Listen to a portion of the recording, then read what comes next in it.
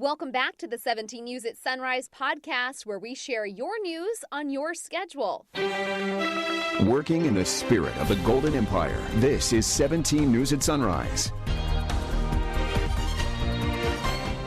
Good morning. Right now at 5, a firefighter loses his life battling the El Dorado fire. We'll have the latest on that blaze, plus another fire burning to our south, getting further out of control as the days go on. Plus, local districts apply to bring students back in person in small cohorts, and some schools are already doing it. We'll take a look at how it's going and which other districts want to make this move. And inspiring others to sweat and healing herself in the process. We'll share how a local fitness instructor says this workout saved her life. This is Friday, September 18th, 2020. Good morning, it's 5 a.m. Good to have you with us. I'm Maddie Jansen alongside Alex Fisher, and we begin with breaking news. Yeah, we've learned a firefighter has died while battling a fire in Southern California. Forest Service officials say the firefighter was assigned to the El Dorado fire. That firefighter died yesterday. The fire is burning in the San Bernardino National Forest, and you may remember flames quickly spread after a gender reveal party went wrong 2 weeks ago. It has burned more than 19,000 acres. Information on the name of the firefighter or the agency that they worked for has not been released at this time. The cause of the death is still under investigation. This is a breaking news story as information is still coming into our newsroom, and we will update this story with more details as soon as it becomes available. Meantime, new evacuations in place due to the Bobcat fire in LA County. The Bobcat fire is resurgent. Fire crews made significant progress, but it exploded Wednesday night, feeding on dry hills and hot temperatures. Now at more than 55,000 acres and 9% contained. Dozens of wildfires are still burning across the state, including the Creek Fire east of Fresno, now at more than 246,000 acres and 20% contained. In all, 5,400 structures have been destroyed and 25 people killed in these fires up and down our state. As the Creek Fire rages on, a local nonprofit is working with a Fresno County church to help bring people the supplies they need. Villagers Incorporated is collecting food, water, toys, pet food, and cleaning supplies. We plan on doing this for as long as it takes. As long as they need help up there, we're going to be right here collecting donations. You can drop off donations at Country Tire and Wheel on North Chester and Norris Road in Oildale. They're open from 9:30 in the morning till 4:30 in the afternoon. Also, Osborne says their forklift broke and they've been stacking donations by hand, so they're asking if anyone can help. They say they would really appreciate it. All right, let's take a look at your forecast now with Kevin Charette, as it is Friday and we've got some relief on the way. Yeah, we have a little bit of relief. We have a kind of a mixed bag happening this morning with some cloud cover, even a little bit of moisture to the north of us, and we're talking air quality again. Let's show you the satellite and radar right now and what we have going on, and you can see these clouds we talked about yesterday that would encroach the area have arrived, and you can see even on radar a few light showers to the north, sprinkles at best. So that's what we'll be seeing this morning. Here's a look at our temperature, 75 degrees right now. Our dew point up at 61% on the humidity, no winds, and our visibility at 4 miles. So a little bit of an improvement here. Unfortunately, we took the air quality alert away yesterday afternoon, but then it has returned and will be in place until 11 a.m. this morning. Then hopefully we can remove it again. Here's a look at the visibility, and this is a big difference from what we were seeing just in the last 48 hours. Again, Bakersfield sits at 4 miles, 10 miles visibility out of Fresno and up to the north and also into Oregon, and that's because of our shift in weather. So that is good news. Here's a look at our air quality readings right now, and you can see all around unhealthy for sensitive groups, not unhealthy currently, except out in Mojave with an AQI at 152. Here's a look at the temperatures today. The real difference is the temperatures. We're only expecting the mid-80s this afternoon, so we can enjoy that. And then up in the mountains, we'll look for temperatures to slowly rise, upper 70s at 11, and then lower 80s throughout the afternoon. We'll talk more about our weekend weather. That's coming up in just a bit. All right, Kev, thanks so much. This morning, we expect some new information from the Sheriff's Office about the two most recent officer-involved shootings here in Kern County. Sheriff Donnie Youngblood is scheduled to hold a news conference at 10 a.m. to speak about those shootings. The most recent shooting happened early Tuesday morning on Moneta Avenue in Oildale. KCSO said the deputy involved was ambushed by Ricardo Usher while the deputy was responding to a stolen vehicle call. Usher was shot and taken to a hospital where he is recovering. And earlier this month, a deputy in Mojave shot and killed Fernando Napoles of Lancaster after officials say someone saw Napoles walking on the side of the road with a gun along Highway 14 at Red Rock Randsburg Road. Well, as we wait for more detailed information, firefighters say the blaze that engulfed the Carpet Cave store in Bakersfield may have started outside the building. The longtime business on Sumner and Union went down in flames early yesterday morning. Flames were seen from miles away. Fire crews were seen breaking windows and sawing down security doors to get inside. City and county firefighters responded. The fire was too intense to save Carpet Cave, but fire crews were able to protect Bakersfield Electric Motor Repair Shop next door. Meantime, the Bakersfield Fire Department received $20,000 to help battle local blazes. The grant funding comes from California Water Service. It's the second annual grant program for firefighters. The money will be used for a utility terrain vehicle, according to a Cal Water news release. Nearly $150,000 was provided to fire departments across the state. Now to the coronavirus here in Kern County. No new deaths were reported, but 72 cases were reported by public health. Kern County has had over 31,000 people test positive for the virus, and right now more than 12,000 are still isolated inside their homes, while more than 140 people are in the hospital and receiving treatment. 340 people have died from COVID-19 here in Kern County since the beginning of the pandemic back in March. This as county officials continue to voice frustration with the state's metrics for measuring the COVID-19 threat. It is unfair to our residents, our businesses, our schools, the way that overall testing rates are now being calculated. This needs to get fixed. County Administration Officer Ryan Alsop argues the Newsom administration is making it more difficult for Kern County to reopen. According to Alsop, Kern's COVID case rate meets the state's criteria to move into the next phase for reopening. But the state is artificially inflating those numbers because we are not testing at or above the state average. We would need to test 607 additional people every day to get the state to stop inflating our rate. The state has also not counted 8,600 COVID-19 tests administered here in Kern County due to those test results being sent manually instead of electronically. A free COVID-19 mobile testing site is coming to Bakersfield College next week. It will be a self-swab testing opportunity, and the Kern County Latino COVID Task Force, Kern Public Health Department, and Bakersfield College and the Kern County Hispanic Chamber of Commerce are all hosting the site. You're asked to pre-register, but walk-ups are also welcome. The testing site will run Tuesday from 8 a.m. to 6 p.m. in the parking lot of BC's Panorama Campus on the corner of Haley Street and University Avenue. Another blood drive is being held in Tehachapi next week. Our community's blood supply has been one of the casualties of the coronavirus, so the city of Tehachapi and Houchin Blood Bank are hoping to address that shortage. The blood and platelet drive is Monday 11 a.m. to 4 p.m. You can find the donation trucks at 490 West D Street. If you donate, you'll also get a free COVID-19 blood test. An annual cancer fundraiser is going digital this year due to COVID-19, but the goal is still the same. Zero, the end of prostate cancer, will have a virtual fundraiser tomorrow instead of its usual walk. The organization says it is still planning to have a ceremony to celebrate cancer survivors, but they'll release more details later. Registration is free, but they're selling custom t-shirts to raise money. You can sign up on zerocancer.run/Bakersfield. 5:08 is your time now in education news. As students continue to distance learn, some schools in Kern County are allowing select students back in the classroom. 17's Nicole Gitsky has more. That's right. Right behind me is Columbia Elementary School, which is part of the Fruitvale School District. Now, on Monday, they opened their doors to small cohorts, which will now learn in person. At the beginning of the month, Governor Gavin Newsom, along with the California Department of Public Health, released new guidelines for in-person learning, specifically allowing counties in the purple tier, like Kern, to start getting select kids back into the classroom.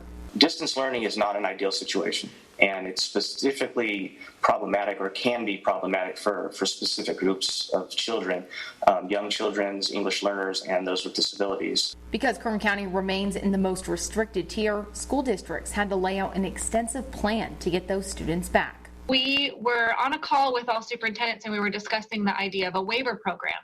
And we knew that a waiver for most of the districts in Kern County would not be given for the entire school.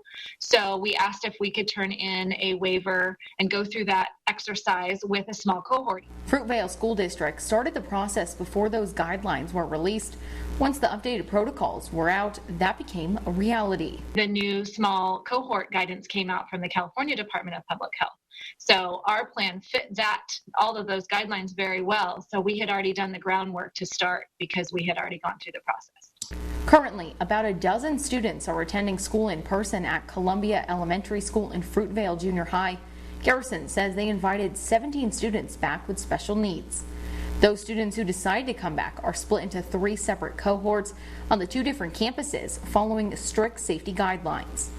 And this week, Arvin Union School District started individually testing students in person. The English learners that we have coming in are initial testers, so they're brand new kindergarteners who have never met our school staff, have never come to a school before, still are doing everything online. And so to be able to have that face-to-face relationship with them and to be able to prompt them and not to be at a distance, we feel is very important to having them do their best to get an accurate initial score. Brett says they have tested roughly 30 students so far. Their plan, if approved, will bring back roughly 9 students and split them into groups of 3.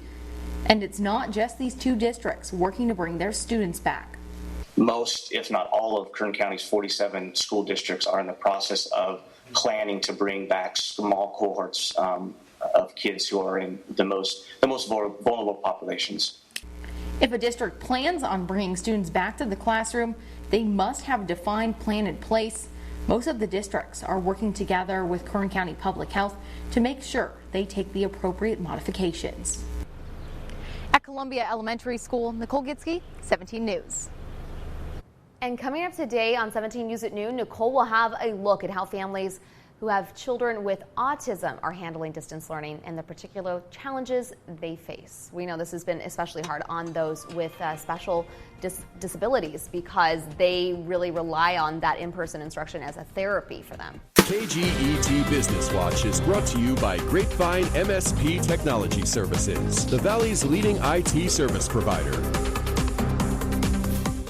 Welcome back. Home prices saw the biggest gains in more than 6 years. The national median price of a home jumped 11% in August to just over $328,000. That's the largest annual increase since February of 2014. Low mortgage rates continue to drive home buyer demand, but the supply of available homes for sale has fallen to another new low, according to Redfin. Median prices increased in every single one of the 85 largest metro areas Redfin tracks. Overall, home sales were up more than 10% from 1 year ago. The smell of meat on the grill and fires and fresh oil will be plentiful today for National Cheeseburger Day. Chains around the country and here at home are offering up a plethora of deals in celebration of the day, including Applebee's, Happy Jack's here in downtown Bakersfield, Juicy Burger, Red Robin, and more. We have a list of all of the local deals on our website, kget.com. When it comes to America's favorite burger, a 2019 Business Insider poll of 3,000 respondents said their favorite chain burger was In-N-Out, with Five Guys close behind. 5:33 now, and 17 News is your local election headquarters. President Trump and Democratic presidential nominee Joe Biden are both in Minnesota today, where Biden will hold a small lead over the president. But it's within the margin of error, so the North Star State's 10 electoral votes are very much up for grabs. Tracy Potts has more. Thousands of Trump supporters in Wisconsin last night flouting the state's advice on masks and gatherings over 10 people. It's extremely dangerous. The positivity rate for COVID cases in Wisconsin just hit a record high. We will deliver a safe and effective vaccine before the end of the year. The 3 drug makers working on that vaccine expect trial results this year, but a final analysis next spring. This president should step down. Democratic presidential nominee Joe Biden promising a crackdown if elected. In a federal building, you must wear a mask, and we could have a fine for them not doing it. Biden just picked up an endorsement from Olivia Troy, a former advisor to Vice President Mike Pence, now blasting the president's coronavirus response. It was shocking to see the president saying that the virus was a hoax, saying that everything's okay when we know that it's not. I have no idea who she is. She doesn't know me. It's just another person that leaves. The White House spokesperson tweeting an earlier letter from Troy praising the administration. Vice President Pence accuses her of playing politics, saying she had no complaints while working for him. Tracy Potts, NBC News. Tehachapi will be the site of a rally for President Trump next week. This is video from a similar rally held there this summer.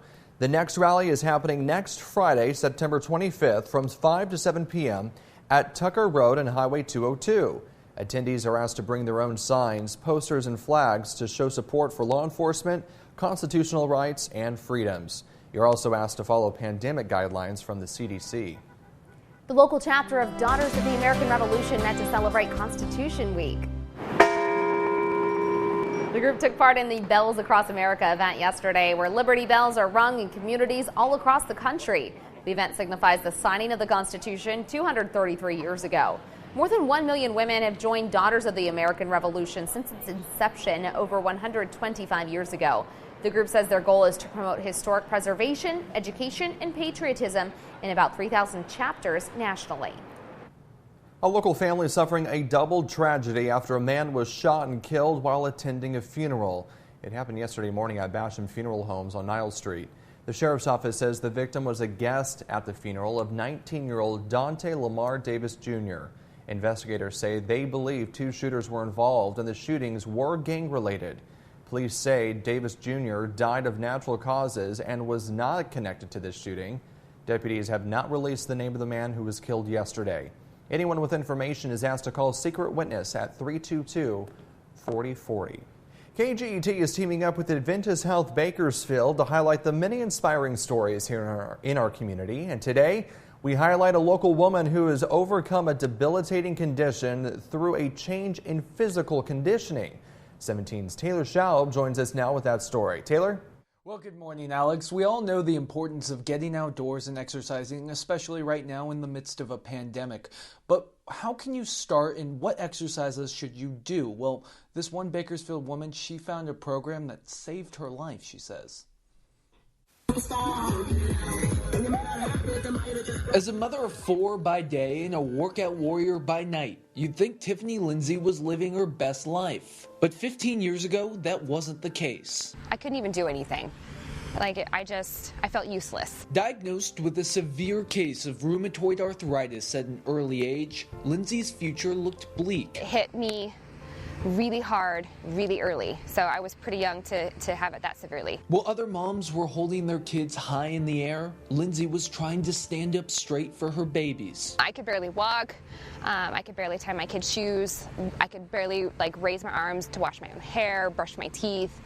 My doctor wanted to put me in a wheelchair, but for that I would have to push myself and I could barely use my hands. Then after years of different medications, failed treatments, and a deep depression, she decided to take charge of her own future. At one point I was like, you know what? That's enough. I'm tired of feeling sorry for myself. I'm tired of just sitting here. I'm tired of doing nothing about it. Slowly starting to exercise any way she could. The more I moved, the stronger I got, which weakened the hold that RA had on me.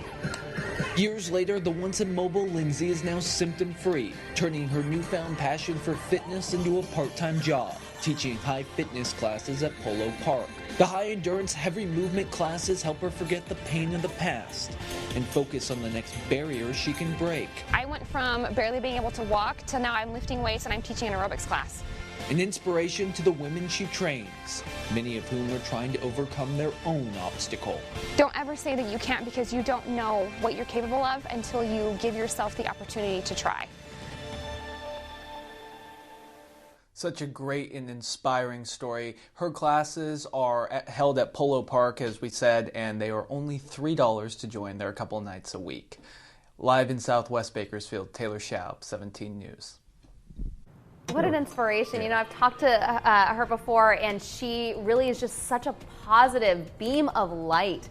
And, you know, she gives that freely to so many other people. It's really cool. Yeah, absolutely. Working in the spirit of the Golden Empire, this is 17 News at Sunrise. The 17 News at Sunrise podcast is a production of KGET and Nexstar Media Group. For more on all of the headlines in today's show, head to kget.com.